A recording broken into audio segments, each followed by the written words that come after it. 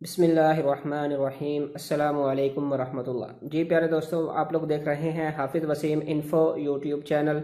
आज की वीडियो में मैं आप लोगों को जो है वो आप लोगों के जो सवालों के जवाब हैं इंशाल्लाह वो देने की कोशिश करूंगा, क्योंकि पहले भी मैंने जो है वो फैमिली विज़िट वीज़ा के मुतल्लिक़ जो है वो कुछ वीडियोस जो है वो अपडेट की हैं और उनके नीचे जो है वो भाई जो है वो बार बार कमेंट्स करते रहते हैं। तो मैंने सोचा कि एक जो है वो वीडियो उन सब सवालों के बारे में जो है वो एक मैं बना के अपलोड कर दूं।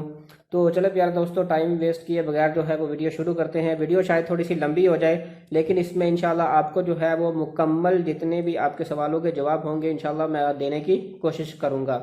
तो सबसे पहले है जी कि जब आपका जो है वो वीज़ा पाकिस्तान में मिनिस्ट्री ऑफ अफेयर से जो है वो स्टम्प हो जाता है, आपकी कह सकते हैं कि इस्लामाबाद से या कराची से आपका वीज़ा स्टम्प हो जाता है आपके पासपोर्ट पर, तो उसके कितने दिनों के अंदर आप लोग जो है वो सऊदी अरब आ सकते हैं।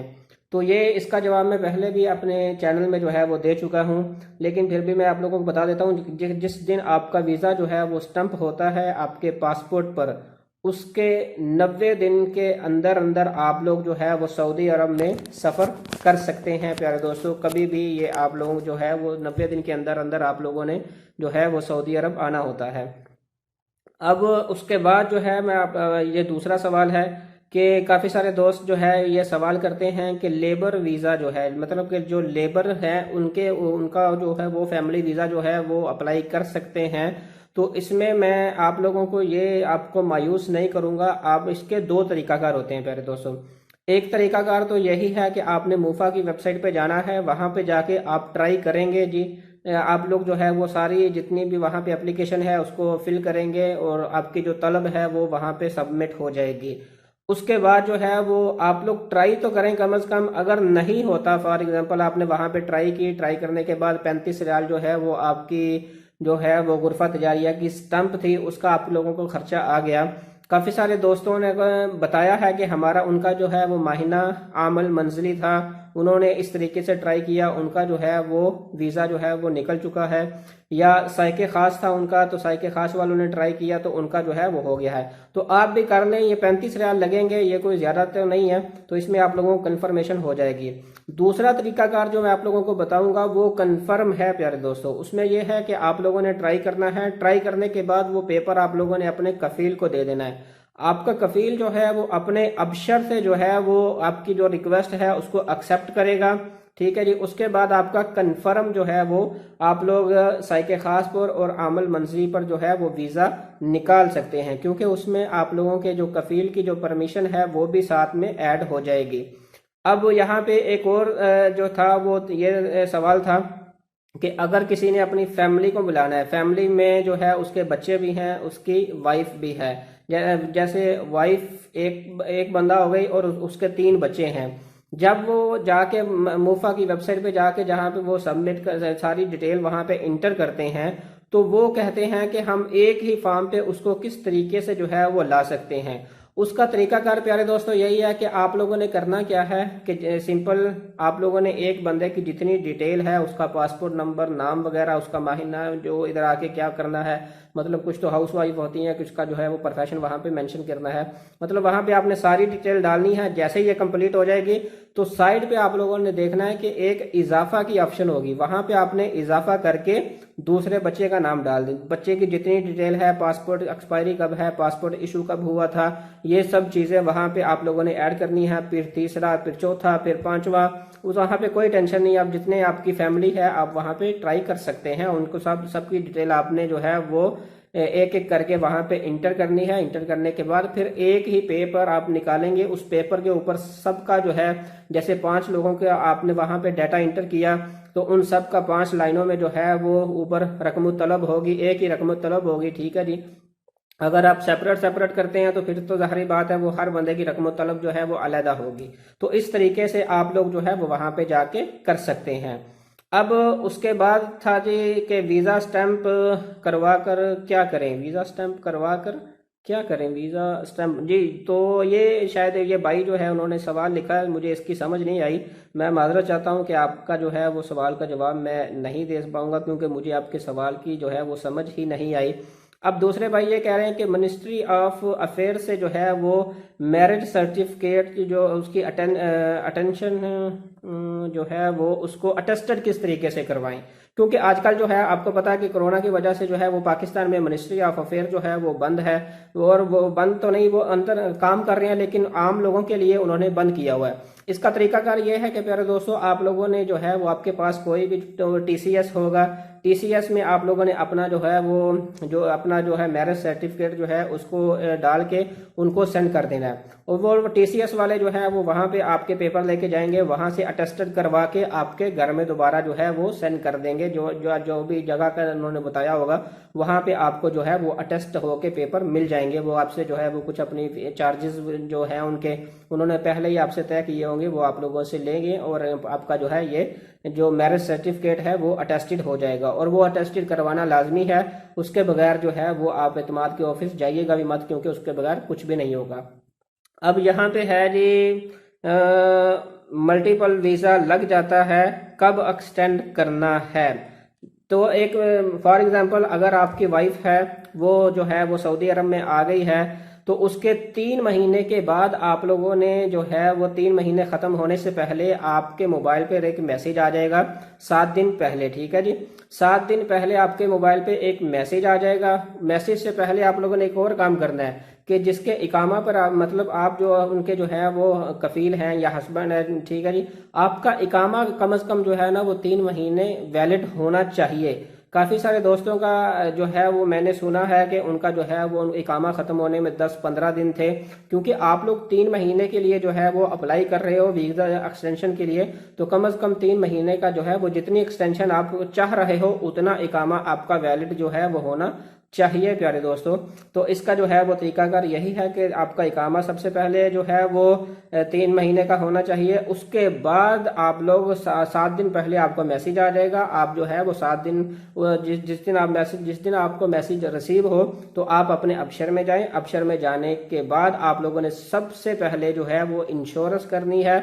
इंश्योरेंस करने से भी पहले आप लोगों ने 100 रियाल जो है वो अपने किसी भी अपने जो है वो आपके पास अगर रियाद बैंक का अकाउंट है, राजी बैंक का है, वहां पे आपने विजिट वीज़ा एक्सटेंशन के नाम से एक ऑप्शन आती है, मेरी वीडियो जो है इस चैनल पे पड़ी हुई है, आप लोग वहां से जाके देख सकते हैं कि आप लोगों ने किस तरीके से जो है उसको पे करना है।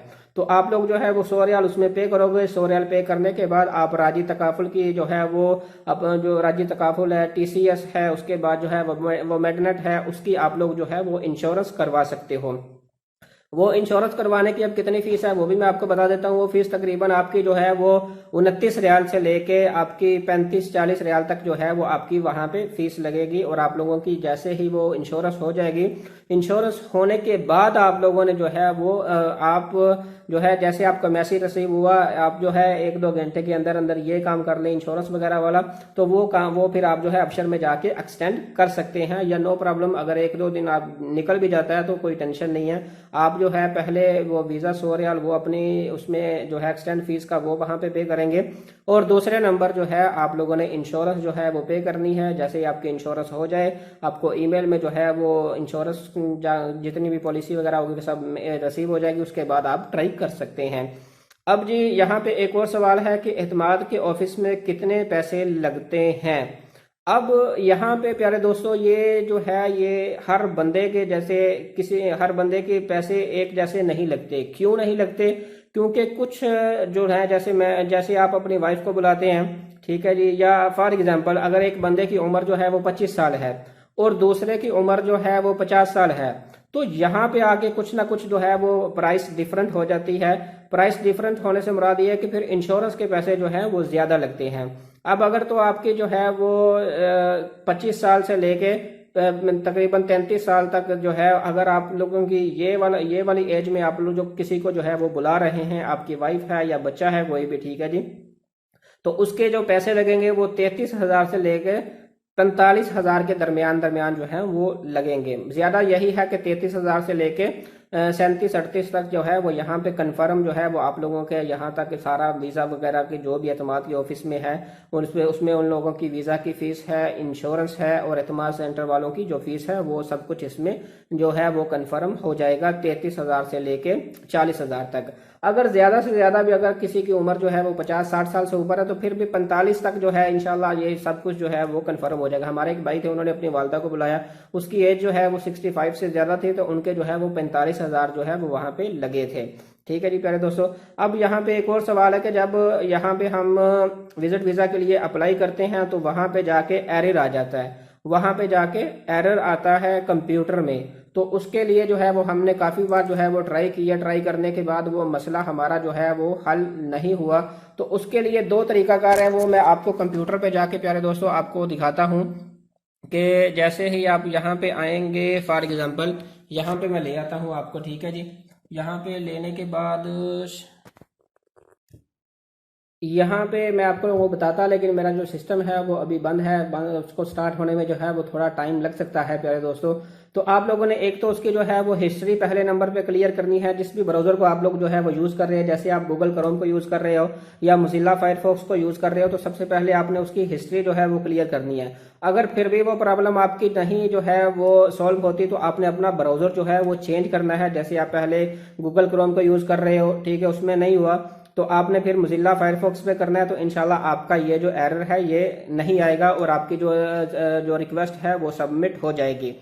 अब जी यहाँ पे जो है वो इंश्योरेंस कार्ड जो बनता है, जैसे एतमाद ऑफिस में वो पे करते हैं हम उसको, तो वो सऊदी अरब में आके किस हॉस्पिटल में एलिजिबल होगी, एलिजिबल मतलब कि कहाँ पे वो चलेगी जिससे हम जो है वो ट्रीटमेंट वगैरह ले सकते हैं प्यारे दोस्तों।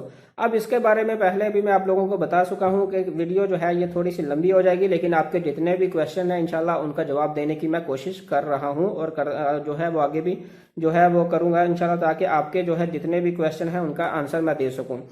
अब उसमें ये है प्यारे दोस्तों कि जो इंश्योरेंस होती है, आज तक जो है मैंने अपने फैमिली को किसी को बुलाया है, लेकिन कभी ये मैंने ट्राई नहीं की, अल्हम्दुलिल्लाह जो है वो कभी इस तरह की नौबत नहीं आई।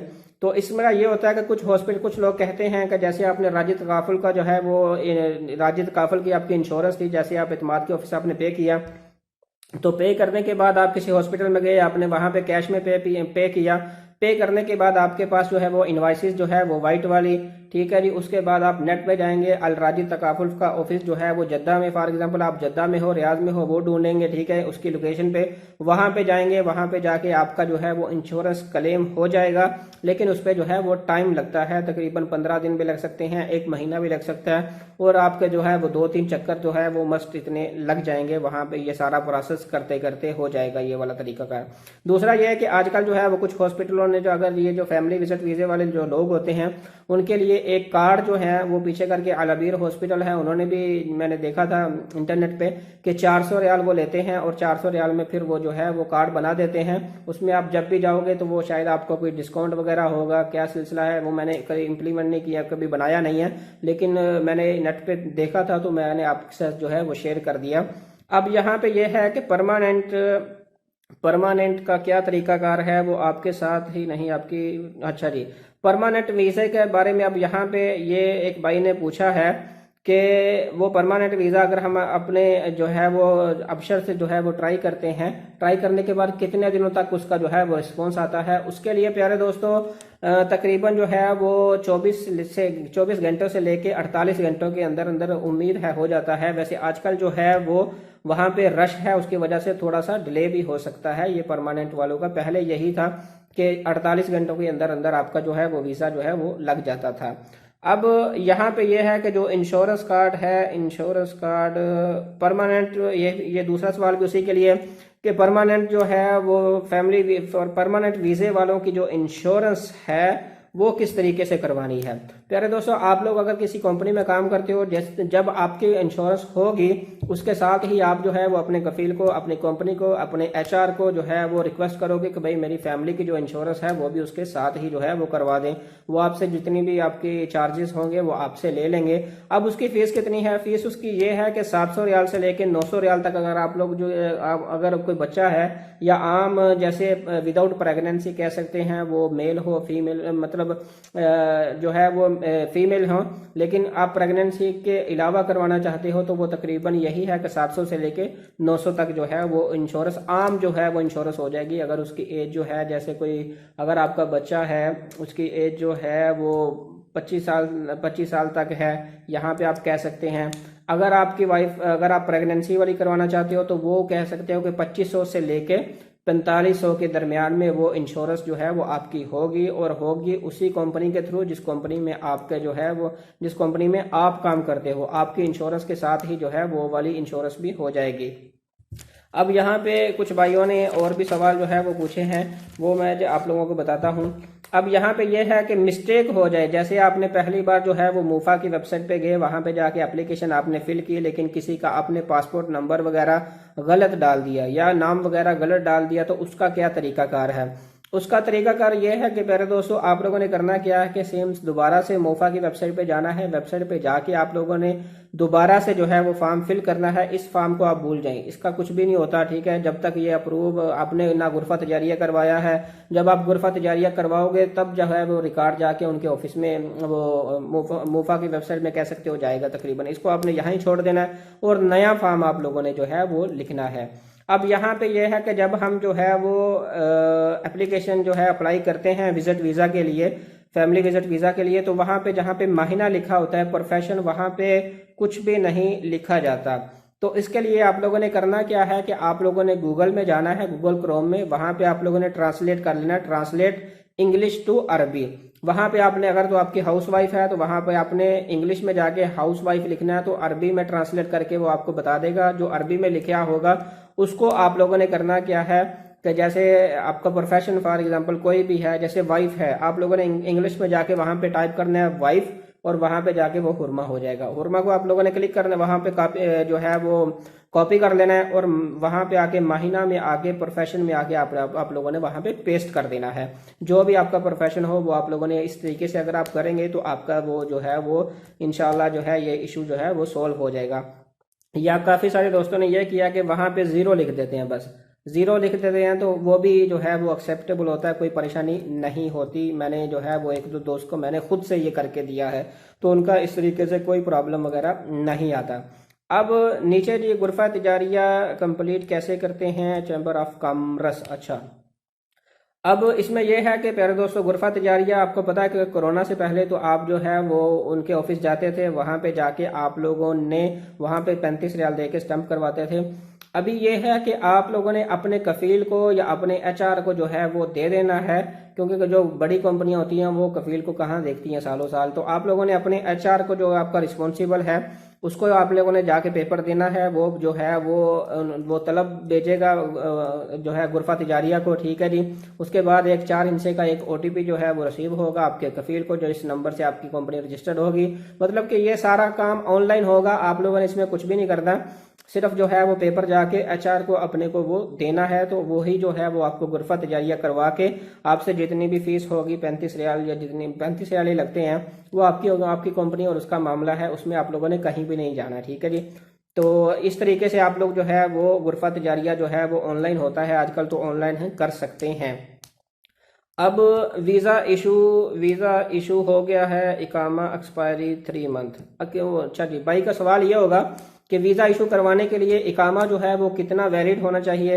इसके लिए प्यारे दोस्तों, आप लोगों का जो इकामा है वो, ये मुबशर साहब है, उसने जो है वो सवाल पूछा है। आपका इकामा जो है वो 3 महीने वैलिड जो है वो होना चाहिए, फिर आपका जो है फिर आप उसके लिए अप्लाई करें तो आपका वीज़ा जो है, अगर आपका प्रोफेशन जो है वो एलिजिबल है तो आपका वीज़ा जो है वो इंशाल्लाह रिजेक्ट नहीं होगा, वीज़ा आपका इशू हो जाएगा। अब यहाँ पे ये है कि एतमाद के ऑफिस में जाएं तो कौन कौन से पेपर जो हैं वो चाहिए होंगे। ये एक जो है वो एक कोई सिस्टर है तस्लीमा, उसका ये सवाल है जी, ठीक है जी। इसके लिए आप लोगों ने करना क्या है कि जैसे मैं अपनी वाइफ का जो है वो, अपनी वाइफ के अब मैं ट्राई करता हूँ, एग्जांपल दे के आपको समझाता हूँ कि एतमाद के ऑफिस में जब वो जाएंगे, सबसे पहले तो उनका जो है वो पासपोर्ट तो ज़ाहिरी बात है मस्ट चाहिए। उसके बाद CNIC आपका जो है वो शनाख्ती कार्ड पाकिस्तान का, और 4 फोटो जो है वो आप ले जाएं तो बहुत बेहतर है। वैसे लगती वहाँ पे 2 ही हैं, लेकिन आप 4 ले जाएं वो बेहतर है। अगर वहाँ पे उन्होंने 4 मांग ली तो अगर आप वहाँ से पिक्चर बनवाओगे तो भाई वो तो पैसा बहुत ज़्यादा लगेगा। जैसे आप बाहर से फ़ोटोकॉपी करवाते हो तो आपका जो फ़ोटोकॉपी है वो 5-10 रुपये में हो जाती है, ठीक है। अगर आप एतमाद के ऑफिस में करवाओगे तो कम से कम जो है वो 100 रुपये की एक कापी करके देते हैं। तो इस तरीके से आप लोगों ने करना क्या है कि वो जो कापी जो पिक्चर है वो आप लोगों ने कम से कम जो है वो 4 लेकर जानी है, ताकि वहां पे जाके आप लोगों को कोई परेशानी ना हो। और उसके बाद जो है मैरिज सर्टिफिकेट जो है वो टेस्टेड आप लोगों ने पहले ही करवा लेना है मिनिस्ट्री ऑफ अफेयर से, ठीक है। करवाने के बाद हम साथ में मैरिज सर्टिफिकेट हो जाएगा। और उसके बाद अगर आपके बच्चे हैं तो उनका बेफाम, जिसको जो है वो बर्थ सर्टिफिकेट बोलते हैं, अगर बच्चे हैं तो साथ में वो वैक्सीन जो वगैरह जो है वो वहाँ पे हो जाएगी जाके एतमाद के ऑफिस में। और जिस बंदे ने वीज़ा भेजा है, जैसे मैं अपनी वाइफ का मैंने वीज़ा भेजा है ना, तो मेरी भी कुछ चीज़ें जो है वो लाजमी वहाँ पे चाहिए होंगी। जैसे सबसे पहले जो है मेरा इकामा, उसके जो है वो काफ़ी जो है वो बेहतर है आप लोग उसको रंगीन कर लें, ठीक है जी। क्योंकि वो बाज़ात ब्लैक एंड वाइट को वो वहाँ पे कुछ चेहरा जो है वो सही नज़र नहीं आता, तो रंगीन कर लें तो वो सबसे बेहतर है। उसके बाद जो है वो मेरा CNIC पासपोर्ट जो है वो पासपोर्ट की कॉपी, और सबसे ज़रूरी जो है वो आप लोगों ने जो वीज़ा इधर से गया होगा, जो आपके जो मैं सेंड करूँगा अपनी फैमिली को, वो वीज़ा भी साथ में लेकर जाएंगे। और साथ में एक आखिर में जो है वो रह गया वो ये है कि पैसे आप लोगों ने साथ लाजमी लेके जाने हैं, क्योंकि फिर जो है वो भाई जो है वो कमेंट्स में बोलेंगे भाई आपने पैसे तो बोला ही नहीं, तो इसलिए पैसे जो है वो आप लोगों ने लाजमी लेकर जाने हैं, ठीक है जी। तो ये सारी चीज़ें आप लेके जाओगे, और तकरीबन जो है वो पैसे मैं आप लोगों को बता चुका हूँ कि 50,000 अगर आप अपने साथ लेके जाते हो तो उसमें से इंशाल्लाह आपको जो है वो बचेंगे, इससे ज़्यादा नहीं लगेंगे। 45 के नीचे नीचे जो है वो 33 से लेके 45,000 के दरमियान जो है वो आपकी वहाँ पे फीस जो है वो लगेगी, वहाँ पे कह सकते हैं जी, ठीक है जी। अब जो है वो आपका जो है वो वीज़ा स्टैंप हो गया। वीज़ा स्टैंप होने के बाद जो है वो कोरोना टेस्ट लाजमी है 8 साल से छोटे बच्चे जी। 8 साल से जो छोटे बच्चे हैं उनका जो है वो कोरोना टेस्ट जो है वो लाजमी नहीं है, उनको जो है वो यहाँ पे छूट दी गई है, ठीक है जी, सऊदी हुकूमत की तरफ से। अब जो अगर आप लोगों ने जो इससे ज़्यादा उम्र के हैं उनका कोरोना टेस्ट जो है वो किधर से होगा। अब आप लोगों ने अपने एजेंट से जो है वो जहाँ से टिकट परचेज की है, ठीक है जी, जहाँ से टिकट परचेज किया, या आप जो है वो PIA के ऑफिस जाते हैं वहाँ से टिकट परचेज करते हैं, एयर ब्लू के ऑफिस जाते हैं वहाँ से टिकट परचेज करते हैं, तो आप लोगों ने उनसे पूछ लेना कि भाई आपका किस लैब के साथ जो है वो कॉन्ट्रैक्ट है। तो वो आप लोगों को लैब बताएंगे, जैसे आगा खान है, शौकत खानिम है, या और भी उनका जिस लैब के साथ जो है वो कॉन्टैक्ट होगा वो आपको बताएंगे। वहाँ पे जाके आप लोगों ने जो है वो भी ये कोरोना टेस्ट जो है ये PCR टेस्ट जो है वो आप लोगों ने करवाना है। अब PCR टेस्ट की जो है वो कीमत वो यही है 5,000 से लेके 8,000 के दरमियान लगेगी। मेरा एक दोस्त है, उसने पिछले तकरीबन 25 दिन पहले करवाया था अपने किसी फैमिली का, तो उनका जो है वो 7,500 रुपया जो है वो वहाँ से जो है वो उन्होंने पे किया था। अब इसमें यह है कि कोरोना टेस्ट कब करवाएं। जैसा कि आज जो है वो मैं वीडियो बना रहा हूँ 19 जनवरी है, जैसे आज हमारी टिकट है, तो आप लोगों ने करना क्या है कि बेहतर है आप लोग जो है वो 18 को जाएं जी, जाके वहाँ से टेस्ट करवा लें, ठीक है जी। और वो 12 घंटे बाद जो है वो टेस्ट मिल सकता है, कुछ लेबोरेटरी से जो है वो 24 घंटे के बाद मिलता है। अगर तो 24 घंटे के बाद मिलता है तो बेहतर है आप लोग, जैसे आज 19 तारीख है तो आप 17 को जो है वो जाके वहाँ पे अपना सैंपल वगैरह वो दे आए, ताकि 18 को आपको मिल जाए और 19 को आप लोग जो है वो यहाँ आ सके। क्योंकि इसमें ये होता है, इसमें ये है कि आप लोग कुछ लेबोरेटरी का जो टाइम है PCR का वो 48 घंटे होता है, कुछ का 72 घंटे है, कुछ का 96 आवर वो वैलिड रहता है। तो इसलिए आप लोग जब भी वो टिकट परचेज करेंगे तो आपने उनसे जो है वो ये पूछ लेना कि किस लेबोरेटरी के साथ आप जो है आप लोगों का कॉन्ट्रैक्ट है और कितने घंटे तक जो है वो PCR टेस्ट जो है वो वैलिड रहेगा। ये हर एक का सेपरेट होता है। अब यहाँ पे ये है कि अगला जो है वो कोई हमसे जो सवाल पूछ रहे हैं वो नोमान साहब हैं। एतमाद अपॉइंटमेंट नहीं ली, मतलब कि वो उनके सवाल करने का मतलब ये है कि एतमाद ऑफिस की अगर वो अपॉइंटमेंट नहीं लेते तो क्या वो जा सकते हैं। जी आप बिल्कुल जा सकते हैं। इससे आपका एक तो जो है वो खर्चा 2-3 हज़ार ज़्यादा हो सकता है। दूसरे नंबर पे नुकसान ये हो सकता है कि अगर आप जैसे लाहौर है, अगर आप उसके जो है वो 100-200 किलोमीटर दूर से आ रहे हो और उस दिन जो है वो एतमाद के ऑफिस में जो है वो बहुत ज़्यादा रश है, तो फिर वो आपको अंदर नहीं जाने देंगे। अगर आप लोग जो है वो स्पेशल अपना टाइम वेस्ट करके आए हो तो बेहतर है, ऑनलाइन में करने में कितना टाइम लगता है, आपके 10 मिनट लगेंगे, तो आप बेहतर है अपॉइंटमेंट लेकर जाएं और उस वक्त में जाएं, तो ये बहुत बेहतर है। एक तो चलो पैसों की बात तो एक अलग से सही, लेकिन आपको जो है वो डबल चक्कर नहीं लगेगा। इस तरह इससे ये हो सकता है कि हो सकता है एतमाद के ऑफिस में बहुत ज़्यादा रश हो, तो फिर वो आपको एंट्री नहीं करवाएंगे क्योंकि आपके पास कोई अपॉइंटमेंट वगैरह नहीं है। अगर आपके पास अपॉइंटमेंट है, अंदर जितना मर्जी रश होगा, ठीक है जी, वो आप लोगों को लाजमी जो है वो अंदर आपको इंटर करेंगे। ये अपॉइंटमेंट लेने का ये जो है ये फ़ायदा है। अब ये अपॉइंटमेंट लेना किस तरीके से है उसके बारे में वीडियो मेरी जो है वो बनी हुई है मेरे चैनल पे। आप लोग वहाँ पे जाके एतमाद के ऑफिस में जो पेपर वगैरह है वहाँ पे मैंने बाकायदा क्लियर से जो है वो लिखा हुआ है कौन कौन से पेपर कितनी कॉपी चाहिए, ठीक है जी, और अपॉइंटमेंट किस तरीके से लेते हैं वो भी मैंने वहाँ पे हर चीज़ जो है वो लिखी हुई है, ठीक है जी। अब यहाँ पे एक और सवाल है कि यहाँ पे वाइफ का स्टेटस जो है वो फादर के नाम पर है, तो क्या वो मैं उसको अप्लाई कर सकता हूँ? जी आप बिल्कुल नहीं कर सकते। सबसे पहले आप लोगों ने करना क्या है कि अपनी वाइफ का जो CNIC है वो अपने नाम पे उसको चेंज करवाना है। और आप भी अपना चेक करें कि जब आपने अपना CNIC बनाया था पाकिस्तान से या यहाँ से सऊदी अरब से, तो हो सकता है उन्होंने जो है वो मैरिज स्टेटस जो है वो सिंगल लिखा हो, तो आपने भी उसको जो है वो मैरिड करना है, ठीक है। उसके बाद ही आप लोग उनको बुला सकते हो। जब तक वो आपके वालिद के नाम पे उनका शनाख्ती कार्ड है आप उसको जो है वो नहीं बुला सकते प्यारे दोस्तों।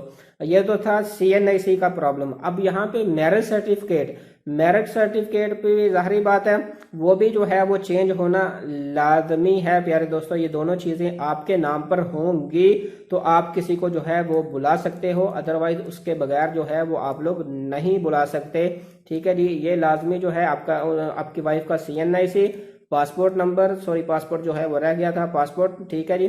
पासपोर्ट के बाद जो है वो मैरिज सर्टिफिकेट जो है वो भी जो है वो ओरिजिनल जो है वो कंप्यूटराइज जो होता है वो आपके नाम पर होना जो है वो जाहिर लाजमी है, जाहिर बात है आपके नाम पर ही होगा, ठीक है जी। अब यहाँ पे एक और जो है वो सवाल यहाँ पे ये है कि परमानेंट वीज़ा कितनी देर में लगता है और उसकी इंश्योरेंस वगैरह का, ये मैं आपको जो है वो पहले जवाब दे चुका हूँ। ये पीछे का जो है वो मैं पहले आपको बता चुका हूँ कि आपके जो है वो इंश्योरेंस वगैरह वो कहाँ से होगी और जो है वो किस तरीके से आप लोग जो है उसको अपनी कंपनी के साथ कॉन्टेक्ट करके वो आप लोग बना सकते हो। तो प्यारे दोस्तों उम्मीद करता हूँ आपको जो है वो यहाँ तक जो है वो समझ आ चुकी होगी। अगर कोई सवाल जो है वो रह गया होगा तो आप लोग जो है वो मुझे कमेंट्स कर सकते हैं या मेरा नंबर जो है वो मेरे चैनल पर है। अगर आप लोगों को किसी किस्म की कोई भी प्रॉब्लम है, ठीक है जी, कोई अगर एतमाद के ऑफिस में आप लोगों ने अपॉइंटमेंट लेनी है, मुझे आप जो है वो सेंड कर दें, व्हाट्सअप कर दें, मैं यहाँ से आप लोगों को जो है वो अपॉइंटमेंट लेके आपको व्हाट्सअप वगैरह कर दूंगा। अगर आपने किसी ने विजिट वीज़ा के लिए अप्लाई करना है फ्री ऑफ कॉस्ट, कोई पैसा जो है वो मैं आपसे चार्जेस नहीं करूँगा, जैसा कि यहाँ पे सऊदी अरब में होता है कि सिद्धार्थ वगैरह के जो दुकानें होती हैं वहाँ पे जाके आप उनसे काम करवाते हो तो आपसे पैसा लेते हैं। तो मैं इंशाल्लाह आपसे जो है वो कोई भी पैसा जो है वो चार्जेस नहीं करूँगा। इन सब का जो है वो जो भी आप लोग चाहते हो, क्योंकि जो भी किसी किस्म का भी आपका सवाल होगा, अगर आप मुझे कुछ करना पड़ेगा ऑनलाइन, मैं भी आपका जो है वो हेल्प करने को तैयार हूँ। अगर किसी को PCR टेस्ट के बारे में जो है वो इन्फॉर्मेशन नहीं है वो भी आप मुझे कमेंट्स कर सकते हैं। तो इंशाल्लाह मैं जो है वो कोशिश करूँगा आपके जो है वो सवालों के जवाब भी देने की और प्रैक्टिकल भी आपकी जो है वो हेल्प करने की कोशिश करूँगा। तो मुझे अपनी दुआ में याद रखिएगा। इंशाल्लाह मिलते हैं नेक्स्ट वीडियो में। अस्सलामु अलैकुम वरहमतुल्लाह।